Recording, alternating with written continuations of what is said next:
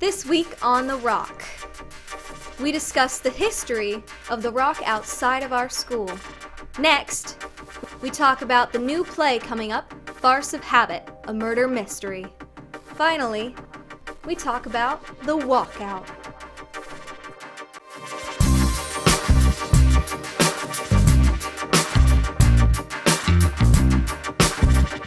Three, two, 1, 0. Welcome back to The Rock, AHS. I'm Isabella Zulo. And I'm Max Sainsworth. We have a great show lined up for you today. Everyone who comes in through the back entrance knows about one of our school's most notable features. The Rock has been around since the Ice Age, way before Anacortes was even established. Eddie Clark and Amelia Rury explained why this rock is a point of pride in the second episode of No Rock Unturned.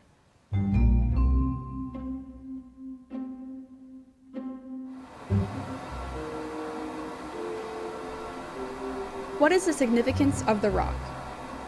Pride. Yeah, Seahawk pride. The Rock is a familiar landmark here at AHS. It has been painted with patriotism, jokes, murals, and even blatant racism. To find out more, we flip this rock.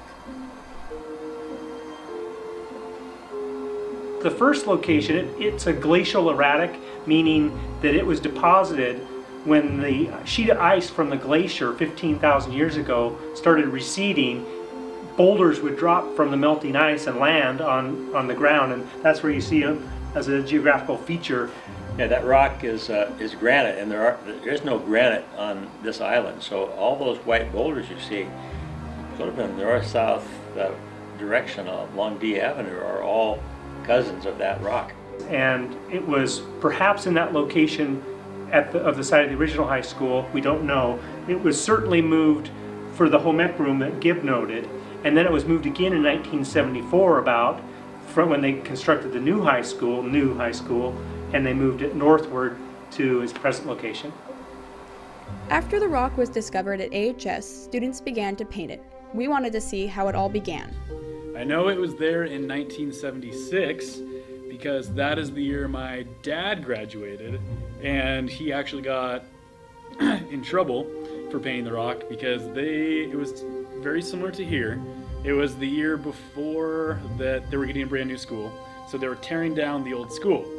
And so what my dad and a couple of his friends decided to do, and this should be a lesson for all you seniors out there, is they decided to paint the rock as well as paint the school because they thought it was getting torn down. What they didn't think of was the consequences, and they all got suspended and told they wouldn't be able to graduate.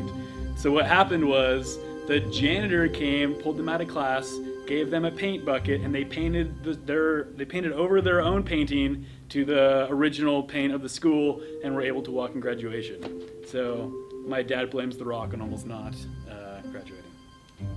I believe when you look at it in the photos from the 30s, I haven't, granted there's a lot of people sitting on it or in front of it, I didn't notice any paint on it in that era. But the earliest painting I saw a photograph of was the class of 1958 posing in front of it. But Gibb knows of earlier painting. Well, it's possible, I'm not sure about this, it's possible when they moved the rock that flat face was exposed for the first time, which was an ideal place to paint.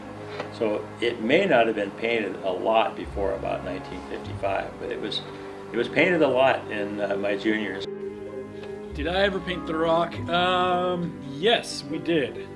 We painted it a couple times. I think one of them was our senior year. We painted our name, our class. And the second time we painted it was for FUPA tryouts, way back when. One time, I forget if it was Burlington or Mount Vernon, came over and painted our rock, and it was like, it was almost war, I believe, because they can't do that to our rock.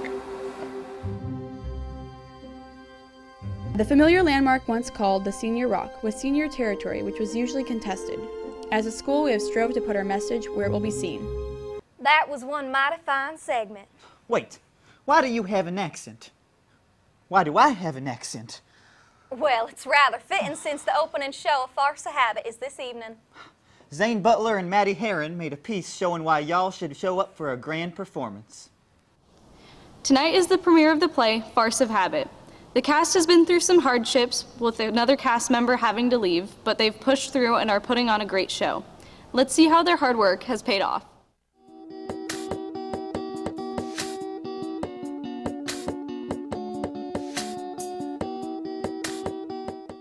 Well, the last play we did was extremely difficult and extremely serious play, and so I decided that I would find a play that was primarily funny and that would be fun to rehearse and fun to perform and fun for audiences. My name is Joffrey Hamilton and I play Jock McNair. That's why I'm a star. The plot, from Jock's point of view, is I go to this inn, right, because I'm hiding, you know, from my wife. She's out millions. And I'm really mean all the time because I'm from Hollywood. It's a Southern fried comedy that pretty much just has lots of weird, zany characters that come in, and it's overall just a really fun time. It's hilarious. It's drop dead hilarious. I cry watching it every single time. For some unexplainable reason, he treats me like a hick. I don't like it. Casting is the least favorite thing I do because I know that everybody can't be involved. And we do something here that's unusual for high school theater. We don't have understudies, we have 2 casts often. And so that allows more people to be involved and young actors a chance to be involved as well. You should come see this play if you are anyone living. You have to come see it. It's worth trying. The play starts tonight at 7 o'clock, admission by donation at the door. Please try to show your support. That sure looks great. Be sure to show up tonight at 7 p.m. sharp. It's running Thursday through Sunday for the next 2 weeks, so come out and support our students. Yesterday, over 250 students exercised their First Amendment rights by walking out of class, honoring those who lost their lives in the Parkland shooting last month. Andrew Agregard and Abby Davis produced a segment about our students demonstrating their solidarity. On March 14th at 10 a.m., in the wake of yet another national tragedy, 250 students from Anacortes High School participated in a nationwide school walkout, honoring the victims of the recent school shooting in Parkland, Florida, and protesting against gun violence. AHS students, along with members of the Anacortes community, gathered at the World Memorial Plaza in silence for 17 minutes, a minute for each of the lives lost at the recent shooting. The walkout was basically an idea that some of us had. It kind of started, I think, with Emma and Elizabeth, and then it got more and more people, and we all kind of got put in this big group chat, and then we met 2 Sundays ago and just talked about what we wanted out of it, basically. And we just wanted to memorialize the students that died and kind of bring to light, like, hey, there's a lot of school shootings that are happening. We should probably talk about this. Christopher Hickson, 49. Luke Hoyer, 15. Carmen Shentrup, 16. Meadow Pollock, 18. Joaquin Oliver, 17. Elena Petty, 14. Kara Longren, 14. Alexander Schalder, 14. Peter Wang, 15. And Helena Ramsey, 17. We estimated between 250 and 300 people were there total between community members and students. On the Facebook, we had about 150 people interested total, with about 40 of those saying they were going. So we really had no idea. We knew the people on the Facebook were definitely going, but we didn't think really any more than 150, so I was definitely happy with the turnout. I think like the majority of the students that walked out, we chose to walk out to bring awareness to senseless gun violence that's occurring not only against students, but against all people across the world, and to bring awareness to our government that it's time to stop. We're ready for a change, and it needs to be made.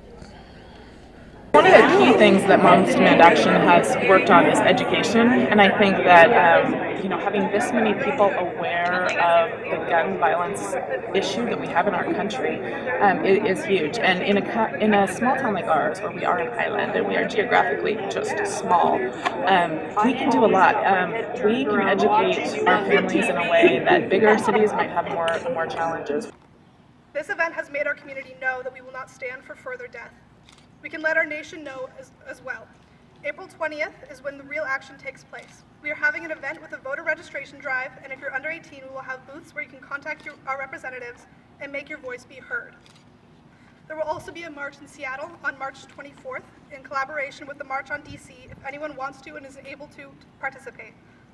Thank you again for coming out with us. Thank you to all the community members who have decided to come out with us and stand with us in solidarity.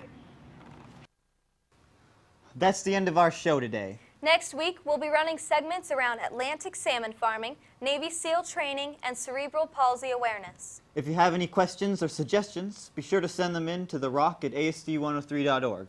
We'd love to hear your input.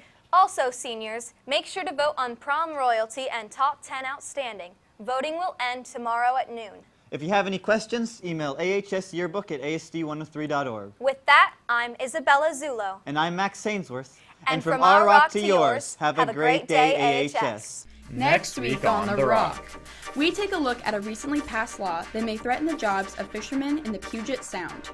Next, we learn about Navy SEALs potentially training at Deception Pass Bridge. And finally, we recognize Cerebral Palsy Awareness Month here at the school. All this next week on The Rock.